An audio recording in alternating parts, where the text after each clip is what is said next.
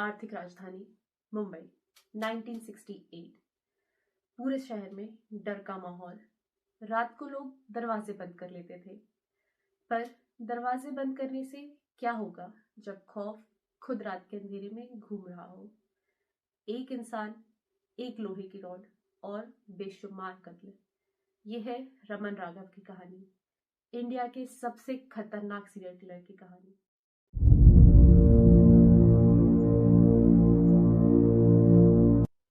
रमन राघव का जन्म 1929 के आसपास बिहार के भागलपुर के एक छोटे से गांव में हुआ।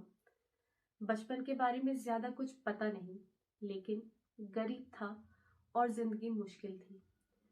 जवान होने पे राघव मुंबई आ गया काम ढूंढने। मुंबई में वो छोटे मोटे काम करता था, सोसाइटी के कॉर्नर में रहता था। उसकी शादी हुई, लेकिन एक दिन अचानक उसकी वाइफ की डेथ हो गई। कुछ रिपोर्ट्स के अकॉर्डिंग उसकी वाइफ की डेथ डिलीवरी के टाइम पर हुई थी। वाइफ की डेथ के बाद राघव अपनी बहन के पास रहने गया, पर बहन ने साफ मना कर दिया, ये कहकर कि तुम यहाँ नहीं रह सकते। ये रिजेक्शन शायद टर्निंग पॉइंट था। रमन राघव के अंदर कुछ टूट गया और जो बाहर आया वो एक मॉन्स्टर था।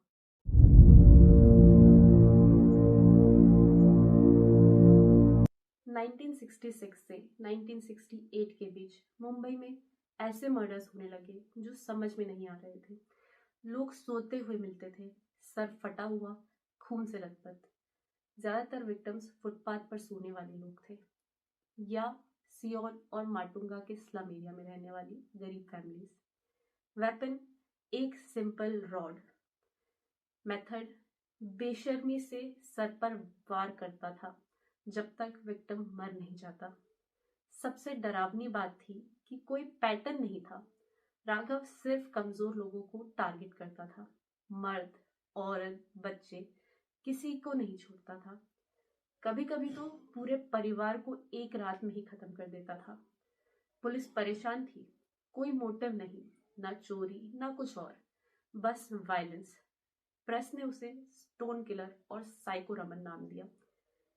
कभी कभी लोगों ने क्राइम सीन के पास एक पतला बेकार सा दिखने वाले आदमी को देखा, पर मुंबई की भीड़ में वो गायब हो जाता था। राघव ने बाद में कन्फेस किया कि उसने 41 लोगों को मारा है, पर सच में नंबर और भी ज्यादा हो सकता है। बहुत से विक्टिम की पहचान ही नहीं हुई।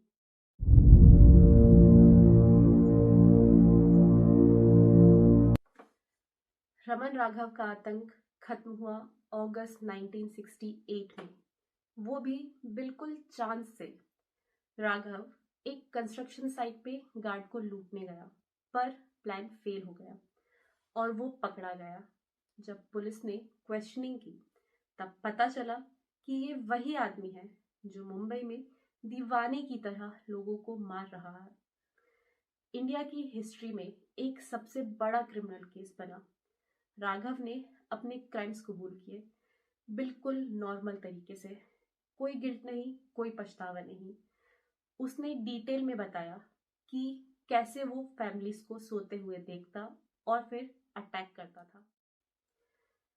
इन्वेस्टिगेशन लीड कर रहे थे इंस्पेक्टर रमाकांत कुलकर्णी।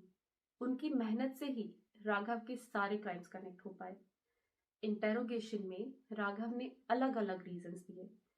कभी बोला आवाजें आती थी, कभी बोला अपनी बहन से गुस्सा था, कभी बोला मार देने का मन करता था, पर कोई भी रीजन इतनी भयंकर हरकत को जस्टिफाई नहीं कर सकता था।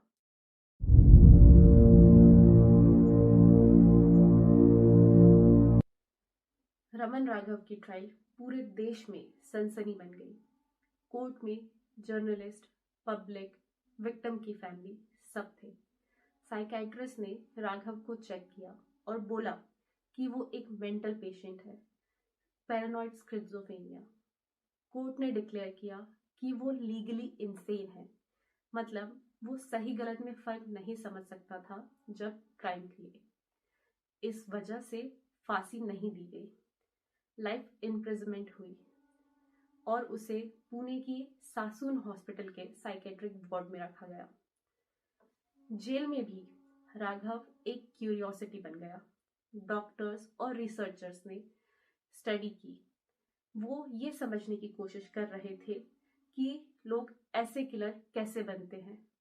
कुछ लोग कहते थे वो मेंटल इलनेस का विक्टिम था, कुछ कहते थे प्योर ईविल था। 1995 में रमन राघव की कस्टडी में ही डेथ हो गई। मुंबई के इतिहास की सबसे डार्क चैप्टर का खात्मा।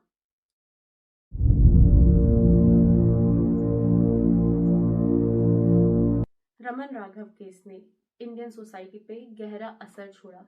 अनकंफर्टेबल सवाल उठे। मेंटल इलनेस, पॉवर्टी और सोसाइटी कैसे अपने कमजोर लोगों के साथ बिहेव करती है। इस केस पे बहुत सारे बुक्स, डॉक्यूमेंट्रीज और फिल्म बनी है। सबसे फेमस है अनुराग कश्यप की 2016 फिल्म रमन राघव 2.0, जो एक मॉडर्न वर्जन है। इस केस ने 1960s के मुंबई की रियलिटी भी दिखाई। एक फास्ट ग्रोइंग सिटी जो पॉवर्टी, ओवरक्राउडिंग और पुलिस की कमी से जूझ रही थी। राघव के ज्यादातर विक्टिम सोसाइटी के लिए इनविजिबल थे जब तक वो मर नहीं गए। आज भी क्रिमिनोलॉजिस्ट रमन राघव केस को स्टडी करते हैं। एक एग्जाम्पल के तौर पर रैंडम वायलेंस जो सीवियर मेंटल इलनेस की वजह से होते हैं।